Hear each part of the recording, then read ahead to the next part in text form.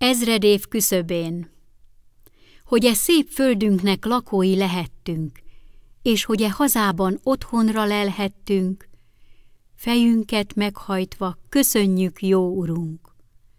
Hozzád száll szívünkből ünnepi sóhajunk.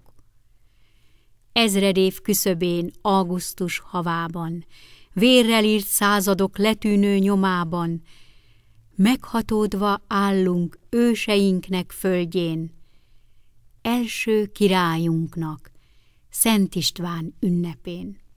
Ki örökül hagyta ránk atyai intelmét, hitben, szeretetben fogjuk egymás kezét, békességben éljünk a Kárpátok alatt, hol egykor még nomádok tüzei lobogtak.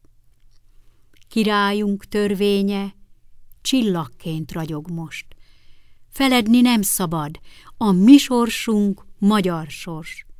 Szivárvány betűkkel véssük fel az égre, hozzál áldást, Uram, e maroknyi népre.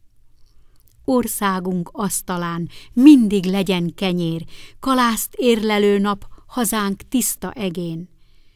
A dolgos két kezünknek legyen becsülete, erre int bennünket szent jobb üzenete.